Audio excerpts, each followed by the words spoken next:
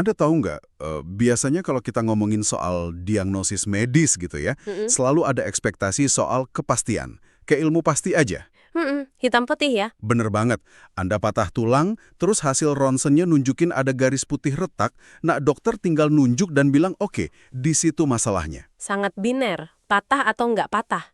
Dan otak kita sebagai manusia tuh emang suka banget sama hal-hal yang kelihatan jelas dan bisa dikategorikan dengan rapi. Soalnya itu ngasih kita rasa aman kan. Ya, tapi terus coba bayangin, Anda melangkah ke dunia hubungan antar manusia. Hmm. Tiba-tiba mesin ronsennya tuh kayak rusak total. Anda terjebak di argumen yang buntu banget, Wah, itu sering banget terjadi. kan? Entah itu sama atasan di kantor, sama pasangan di rumah, atau pas Anda ngelihat ketegangan skala besar di masyarakat. Tiba-tiba situasinya jadi abu-abu semua. Semuanya kerasa kayak benang kusut gitu. Betul. Soalnya konflik antar manusia itu nggak pernah punya satu garis patahan yang rapi. Selalu ada lapisan emosinya, asumsi yang nggak diucapin, sampai ego yang main di bawah permukaan. Nah, iya. Makanya mendiagnosis akar masalah di sebuah konflik tuh seringkali kerasa sangat menguras tenaga secara mental. Dan persis itulah misi kita di sesi eksplorasi mendalam kali ini. Kita mau membongkar tuntas anatomi dari yang namanya konflik. Sumber-sumber kita hari ini luar biasa beragam loh. Iya, tumpukannya lumayan tebal kali ini. Banget. Kita punya catatan harian prajurit di tengah konflik Ambon, studi kasus pemogokan buruh pabrik es krim Aice, kearifan lokal gawe rapah dari Lombok, sampai buku-buku negosiasi kelas dunia, dan laporan psikologi aparatur negara. Mantap. Dan dari situ kita bakal cari tahu kenapa konflik bisa memanas, gimana otak kita memproses ketegangan itu, dan tentunya taktik praktis apa yang bisa langsung Anda aplikasikan buat ngurai benang kusut tadi. Biar konfliknya berubah jadi peluang pertumbuhan ya. Tapi sebelum kita ngomongin resolusi, kita kan harus paham dulu rasanya ada di mata badai konflik itu sendiri. Benar, kita harus ngerti psikologinya. Dan kita punya satu studi kasus ekstrim dari tumpukan sumber kita buat bedah ini. Oke, mari kita mundur ke pergantian milenium. Ada catatan harian dari Kapten Hikmat Israr, seorang prajurit yang ditugasin ke Ambon pas kerusuhan komunal di sana lagi panas-panasnya. Itu situasi yang luar biasa tegang pastinya. Banget. Perjalanan lautnya aja udah ngasih gambaran mikrokosmos soal tekanan kelompok. Dia naik kapal KM Bukit Siguntang yang nggak cuma penuh tapi berjubel sama kelompok Laskar Jihad. Wah, yang merasa terpanggil buat ngebela kaumnya itu ya. Iya, persis. Suasananya religius banget, tegang, dan penuh ketidakpastian.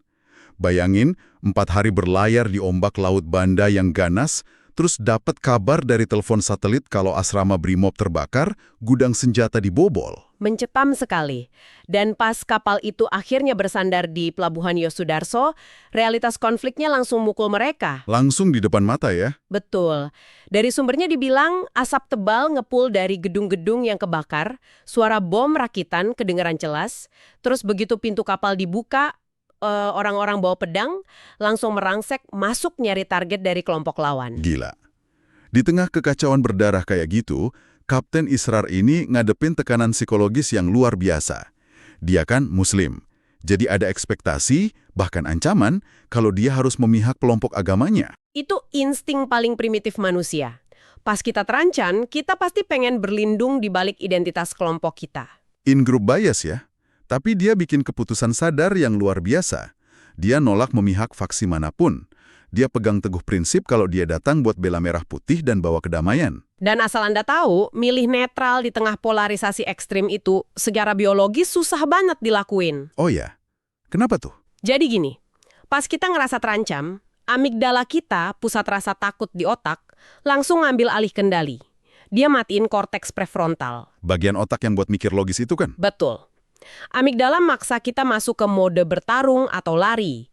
Jadi buat bisa tetap tenang kayak Kapten Israr, dia harus secara aktif ngelawan respon stres biologisnya sendiri. Wah, pantesan berat banget. Dan menariknya, pembajakan amigdala dan lonjakan kortisol, ini nggak cuma terjadi di zona perang loh. Betul, di kehidupan sehari-hari juga bisa. Iya, otak kita tuh ngerespons ancaman sosial atau karir nyaris sama persis sama ancaman fisik. Ini nyambung banget sama dokumen dari Kemendagri yang kita bahas. Laporan dari Metafati Dewau soal layanan konsultasi psikologis buat ASN. Nah, itu koneksi yang menarik. Kenapa birokrasi pemerintahan butuh pedoman psikologis yang terstruktur? Ya karena birokrasi modern itu ibarat medan pertempuran psikologis juga. Benar, beban kerja tinggi, politik kantor, konflik antar divisi. Tepat. Semuanya itu micu respon stres yang sama di otak. Kalau tekanan mental ini dibiarin tanpa ada ruang konsultasi, sistem organisasinya bisa hancur dari dalam karena kelelahan atau sabotase. Jadi ibaratnya, entah Anda lagi di tengah kerusuhan di pelabuhan atau lagi ngadepin politik kantor yang toksik, konflik itu selalu nuntut ketahanan mental. Pasti. Pertanyaan saya nih, kalau amigdalanya udah nyala merah, ibarat ombak emosinya udah tinggi banget, apa iya manusia masih bisa diajak duduk bareng nyelesain masalah pakai logika? Jawabannya singkat aja, nggak bisa. Emosinya harus dideeskalasi dulu sebelum kita bisa ngelakuin diagnosis. Kegagalan melakukan ini yang sering bikin konflik meledak. Termasuk di korporasi raksasa ya? Tepat sekali. Mari kita lihat studi kasus PT Alpen Food Industry atau produsen es krim Ice.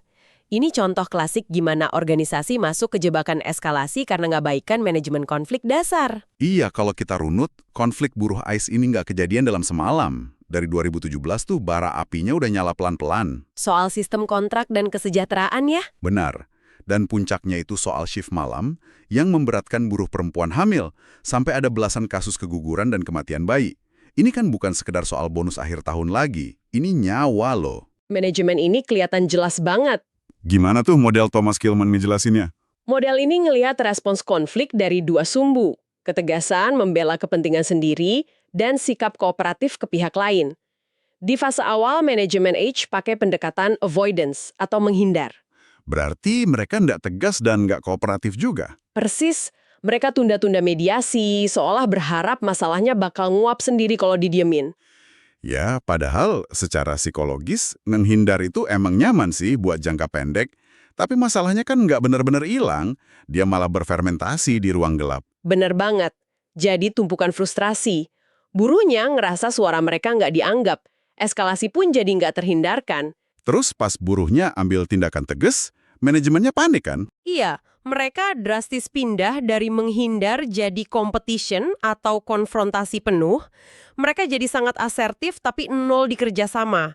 Mereka malah ngejatuhin sanksi sepihak, mem-PHK buruh yang mogok. Wah, langsung bikin garis demarkasi kami lawan mereka ya. Di sumber kita juga disebutin kalau manajemen ini gagal ngelakuin root cause analysis. Akar masalahnya nggak didiagnosis objektif. Kalau banyak buruh keguguran, masalahnya kan ada di sistem kesehatan dan keselamatan kerja atau K3. Tapi manajemen malah gagal ngelakuin depersonalizing. Tunggu, depersonalizing itu maksudnya misahin masalah dari orangnya ya? Tepat sekali. Itu fondasi resolusi konflik yang sehat. Kita serang masalahnya, bukan karakternya. Manajemen AIS malah ngelihat buruh yang mogok sebagai pembuat masalah yang harus disingkirin, bukan sinyal kalau sistem pabriknya yang rusak. Dan ujung-ujungnya karena tekanan publik dan media udah masif, mereka kepaksa pakai pihak ketiga, kayak di Snacker, buat masuk ke fase compromise atau kompromi. Iya, jalan keluarnya. Tapi tunggu dulu nih. Kalau di budaya kita kan kompromi atau jalan tengah itu sering dianggap solusi paling mulia. Kayak, oke, dua-duanya ngalah, masalah beres. Bukannya itu bagus? Nah, itu ilusi yang cukup berbahaya sih dalam manajemen konflik. Oh ya? Kenapa bisa gitu? Kompromi itu emang nyelesain kebuntuan secara instan. Tapi secara definisi, kedua pihak dipaksa ngorbanin sebagian dari kebutuhan mereka. Analoginya kayak motong kue jadi dua. Anda dapat setengah, saya dapat setengah. Kelihatannya adil sih. Kelihatannya aja, tapi dua-duanya pulang dengan rasa kurang puas. Ini tuh solusi sementara, karena luka dan kebutuhan dasarnya belum benar-benar terobati. Oh, oke. Berarti kalau dari awal ICE pakai Alternative Dispute Resolution atau ADR kayak mediasi, sebelum meledak, mereka bisa nyampe ke fase kolaborasi ya? Betul sekali. Kalau kompromi itu motong kue jadi dua, berarti kolaborasi itu dua-duanya masuk dapur bareng, gabungin bahan-bahan, buat bikin kue yang jauh lebih besar ya? Analogi yang sangat bagus. Kolaborasi itu nyari solusi yang menuhin 100% kebutuhan kedua pihak tanpa ada yang dikorbanin. Emang butuh energi dan kejujuran emosional ekstra, tapi hasilnya berkelanjutan. Paham. Belajar dari korporasi besar itu emang ngasih kita lensa yang luas. Tapi mari kita tarik ini ke skala yang lebih kecil. Ke Anda yang lagi dengerin sesi ini. Skala interpersonal ya? Iya. Gimana caranya Anda ngendaliin percakapan pas mulai panas di ruang rapat? atau pas lagi debat di meja makan keluarga. Pakar sosiologi kayak Cozier dan Simmel kan memetakan resolusi dari mediasi sampai pengadilan. Betul, tapi sebelum konflik yang membesar, butuh pihak ketiga. Anda butuh apa yang disebut katup penyelamat. Dan dari panduan Universitas Bina Nusantara yang kita baca, katup itu namanya komunikasi asertif. Banyak orang salah paham sama asertif. Sering dikira keras kepala atau agresif. Padahal, asertif itu titik seimbang di antara dua ekstrim. Ekstrim pasif dan agresif kan?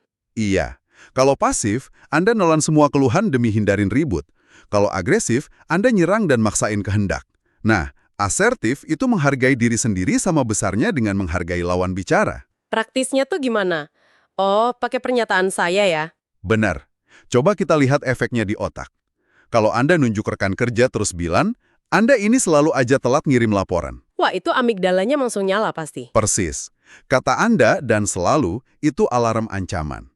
Mereka bakal langsung defensif dan nyari alasan buat nyerang balik. Terus kalau diubah jadi asertif gimana? Fokus ke dampak yang Anda rasain.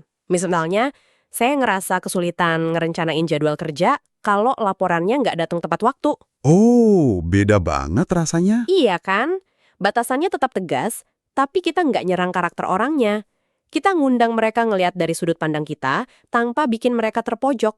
Keren. Dan buat nambah persenjataan taktis Anda, saya nemu konsep brilian dari buku negosiasi kelas dunia di tumpukan sumber kita. Dari Oren Klaff, soal frame control dan croc brain. Ah, otak reptil ya? Bener. Pas kita nyampein argumen di tengah konflik, pesannya itu nggak langsung nyampe ke logika lawan bicara. Harus ngelewatin filter otak paling primitif yang tugasnya cuma satu, deteksi bahaya. Jadi kalau argumennya disampaikan dengan nada mengancam, croc brain-nya langsung ngeblokir pesannya? Betul banget. Nggak bakal nyampe ke pusat logika. Nah, gimana caranya nembus penjagaan croc brain ini? Disinilah teknik negosiator FBI, Chris Voss, masuk. Namanya teknik mirroring. Menarik. Tapi tunggu, mirroring di sini bukan niruin bahasa tubuh kan? Bukan. Kalau di dunianya Voss, mirroring itu mengulang 1-3 kata terakhir yang baru aja diucapin sama lawan bicara Anda.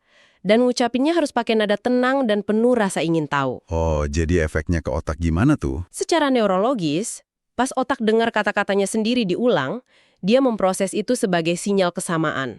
Otaknya mikir, wah orang ini kayak saya, dia ngertiin saya.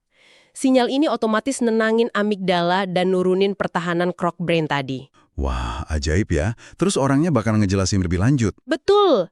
Mereka tanpa sadar bakal ngejelasin posisi mereka lebih dalam. Ngasih Anda informasi buat nyari akar masalah tanpa kelihatan mendesak. Jadi misal ada yang teriak, proyek ini benar-benar hancur berantakan. Kita nggak usah defensif ya. Kita cukup miringin kepala, terus ngulang pelan.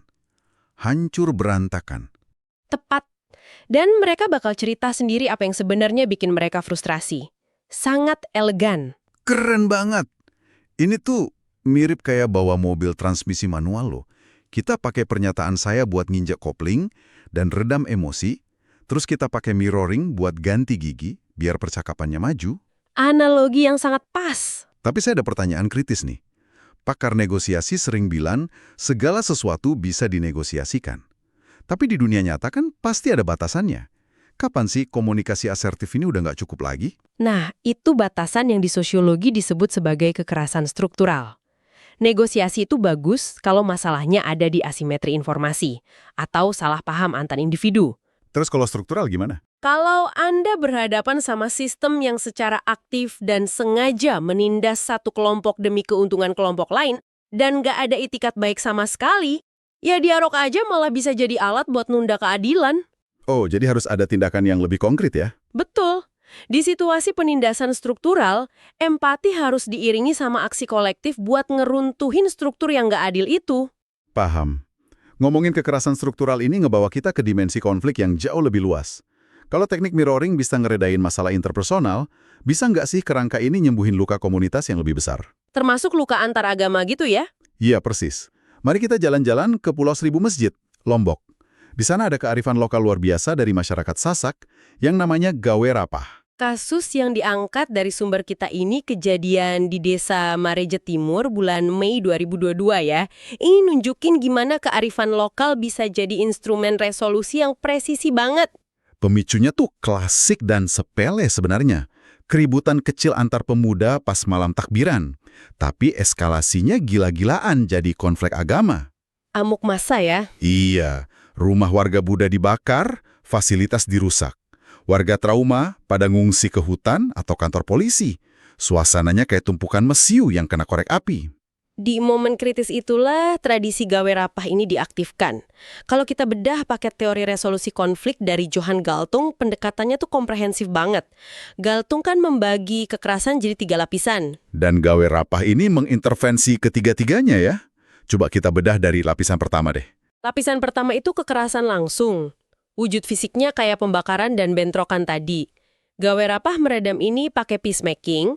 Tokoh agama ngumpulin pihak yang bertikai di ruang netral, biarin emosi keluar, dan yang paling penting ditutup dengan ritual makan bersama.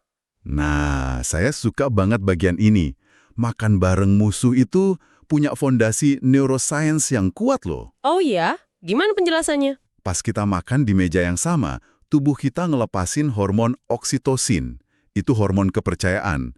Oksitosin ini secara aktif nekan produksi kortisol dan nurunin amigdala. Sulit banget kan mau benci orang pas lagi berbagi makanan di piring yang sama? Betul banget, biologisnya tenang dulu. Terus lapisan keduanya, kekerasan struktural.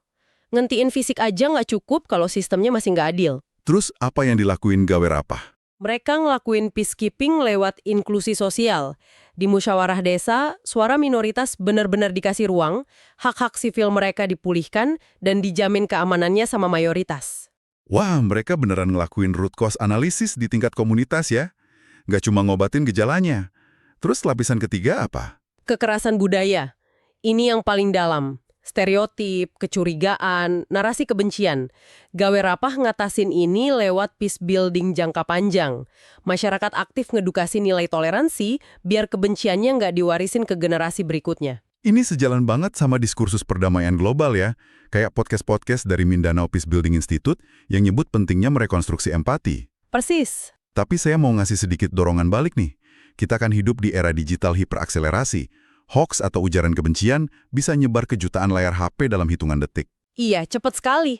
Nah, di tengah kecepatan algoritma ini, tradisi duduk musyawarah kayak gawe rapah tuh nggak kerasa terlalu lambat ya? Kayak madamin kebakaran hutan raksasa, tapi cuma pakai seember air gitu? Itu kekhawatiran yang sangat valid. Banyak metode tradisional hancur karena gagal adaptasi. Tapi gawe rapah di Maraje Timur ini berhasil justru karena kemampuan adaptasinya. Oh, mereka adaptasi gimana? Mereka sadar kalau ruang hampa informasi di medsos bakal diisi hoaks sama provokator luar. Makanya, begitu ritual makan bersama selesai, dokumentasi perdamaiannya, foto pelukan, bangun rumah bareng, langsung didistribusikan masif ke platform digital. Wah, jadi alih-alih anti-teknologi, mereka ngebajak algoritma medsos itu buat perdamaian dong? Bener, mereka pakai medsos sebagai akselerator resolusi. Mereka banjiri lini masa sama bukti visual kalau mereka udah rekonsiliasi, otomatis motong rantai provokasi digitalnya. Keren banget. Jadi, dari bentang alam konflik yang udah kita jelajahi dari awal sampai sekarang, kesimpulan utamanya apa nih? Intisarinya adalah konflik itu nggak bisa dihindari. Selama manusia berinteraksi, gesekan pasti ada. Tapi kalau kita paham anatominya, kita nggak perlu jadi korban. Dari penguasaan diri kayak Kapten Isran ya? Betul. Terus kemampuan diagnosis atau root cause analysis biar nggak kayak Ais. Pakai komunikasi asertif dan mirroring buat nembus krok brand. Sampai pendekatan holistik kayak gawe rapah yang nyembuhin fisik sampai budaya. Mantap. Jadi konflik itu berubah dari ancaman jadi ruang kolaborasi. Nah, bagi Anda yang dengerin sesi ini, entah besok harus ngadepin perdebatan sengit di kantor, mau negosiasi gaji sama atasan, atau cuma sekedar nyari cara ngadepin keluarga yang keras kepala, ingat, Anda sekarang udah punya alat-alatnya. Anda udah megang peta anatominya sekarang.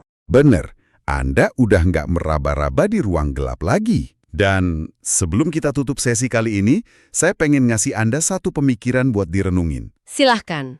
Sepanjang hidup, kita diajarin kalau konflik itu tanda bahaya. Argumen yang panas itu bukti kalau hubungan kita retak atau komunikasi kita gagal. Makanya kita mati-matian ngindar.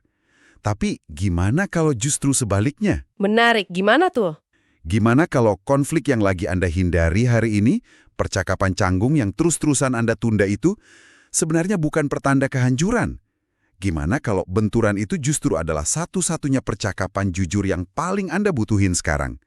Pintu gerbang yang harus Anda lewati buat nemuin terobosan terbesar dalam hidup dan karir Anda. Perspektif yang luar biasa. Coba pikirin itu pas Anda ngelihat awan badai konflik mulai kumpul lagi di hidup Anda. Sampai jumpa di eksplorasi mendalam selanjutnya.